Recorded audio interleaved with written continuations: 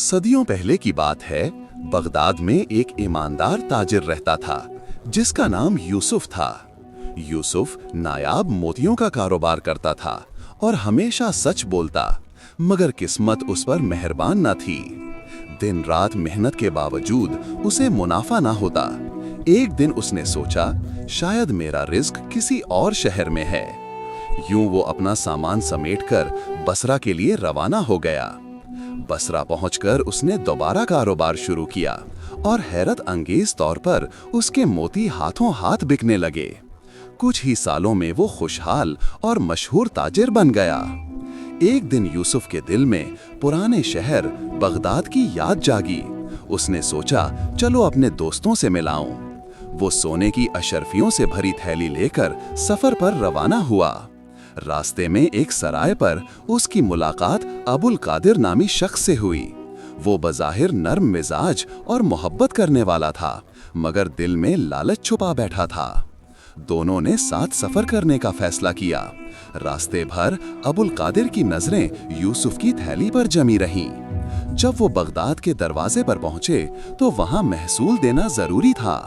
अबुल कादिर ने चालाकी से कहा, अगर हम दोनों ताजिर बने तो ज्यादा महसूल देना पड़ेगा।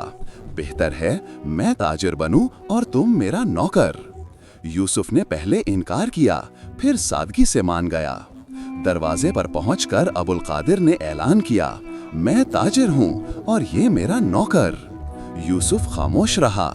शहर में दाखिल होकर सराय में पहुंचे तो अबुल कादिर ने मौका देखकर यूसुफ पर हमला किया और अशर्फियों की थैली छीन ली। वो चिल्लाया, ये मेरा माल है। दोनों में झगड़ा हो गया। लोगों ने बीच बचाव कराया और दोनों को काजी के सामने पेश कर दिया।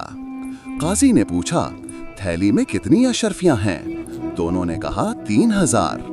काजी ने कुछ देर सोचा, फिर कहा, मैं कल फैसला सुनाऊंगा। अगले दिन काजी ने कहा, मैंने थैली में 2 हीरों का निशान देखा है, बताओ वो कहां से आए? अबुल कादिर फौरन बोला, वो हीरे मैंने मकान बेच कर लिए थे। काजी ने यूसुफ से पूछा, तुम कुछ कहना चाहते हो?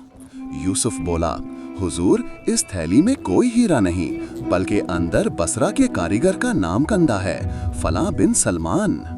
काजी ने थैली उल्टी। हीरा तो ना निकला, मगर अंदर वाकई कारीगर का नाम लिखा था। यूं सच सबके सामने आ गया। काजी ने फैसला सुनाया, अशर्फियां यूसुफ की हैं और अबुल कादिर को झूठ पर सजा दी जाए। अलबत्ता यूसुफ पर मामूली जुर्माना आयद किया गया, क्योंकि उसने इब्तिदा में महसूल से बचने के लिए झूठ माना था। यूं सच की जीत हुई और झूठ को रुसवाई मिली। सच्चाई कभी जाया नहीं होती और धोखा हमेशा अंजाम को ले डूबता है।